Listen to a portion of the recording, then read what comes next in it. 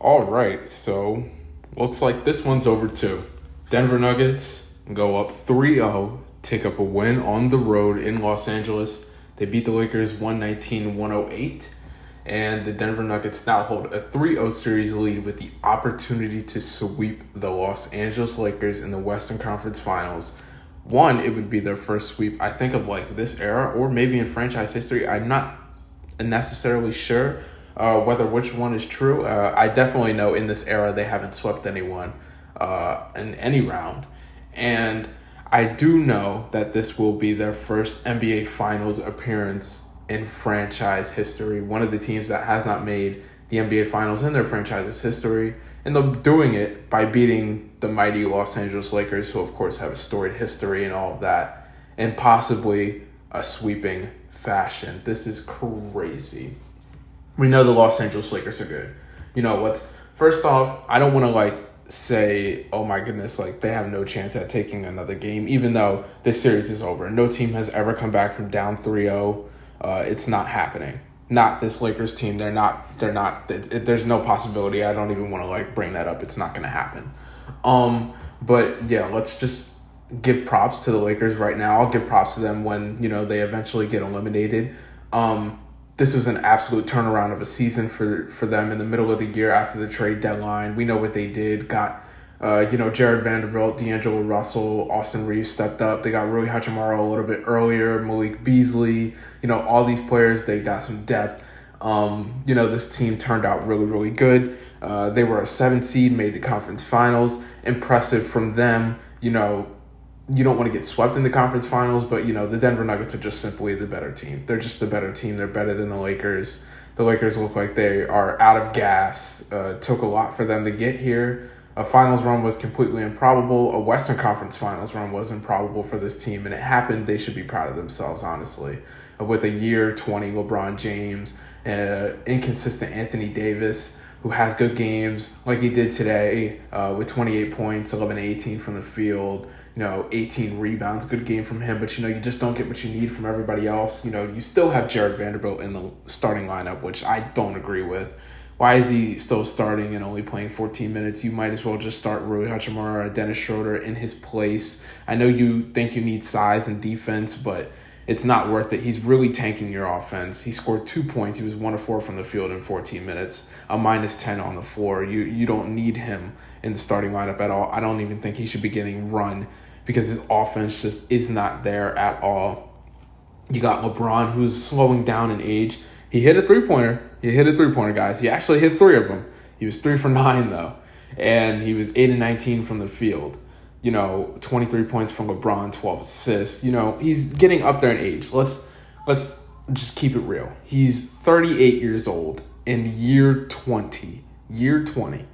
You don't expect him to go out and carry your team with 30 points every single night. We haven't seen it this playoffs. We haven't seen it in a while. It's over. It's not happening unless something happens, I'm not even going to doubt it because he's one of the greatest players ever. I wouldn't be surprised, but I think we're seeing finally the decline of LeBron James. It's just about that time. We're seeing it this postseason. We're used to seeing LeBron flip a switch in the postseason where he goes from being a coasting regular season player to a absolute monster in the playoffs, and he looks about the same in both.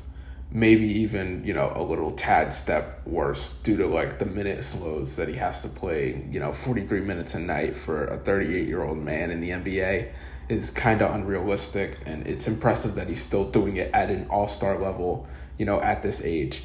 But you're just not getting what you need from the Lakers. D'Angelo Russell, another stinker of a game, 1 of 8 from the field, 1 of 6 from 3 points. Austin Reeves, he played well. He put up 23.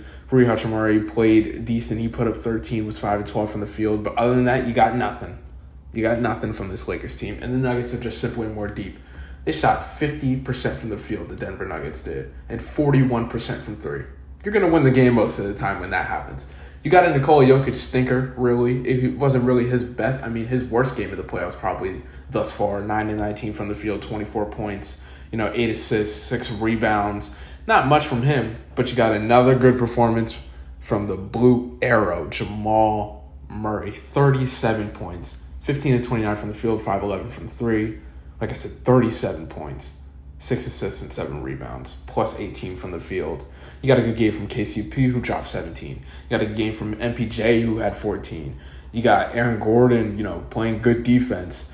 You got bench production from Bruce Brown, who had 15 points. Jeff Green giving you quality minutes.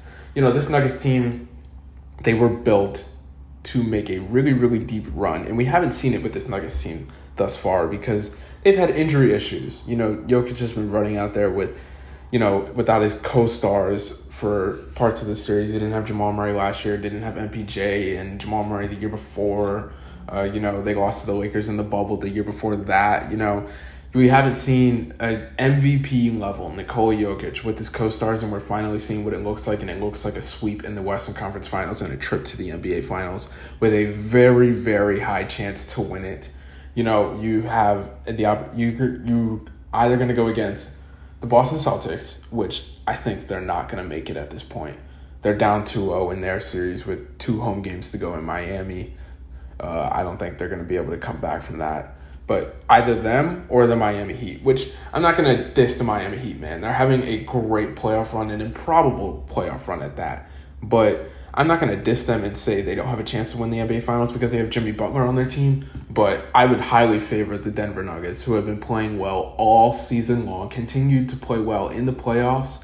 And Miami is just now hitting this stride in the playoffs. And I'm not going to doubt them. I'm not doubting them. But I'm just saying I would pick the Denver Nuggets in that series. I think, and I would pick them against the Boston Celtics because of how fraudulent they look. They don't look like the best team in the Eastern Conference or one of the best teams in the Eastern Conference. They look rattled. They look rattled by the pressure. And I would pick Denver to beat them too. So Nikola Jokic, as a 2-time back-to-back MVP, has the opportunity to go out and win his first ring, which a lot of players have not done. It would totally cement him as obviously, of course, one of the best players in the league. We already knew that, a top 3 player in the league at minimum. But we could start having, all-time big man discussions with Nikola Jokic because of his passing ability and his ability to take over games when he needs to. I'm just let's early congratulate the Denver Nuggets right now. We'll give them their flowers. They're up 3-0 in this series.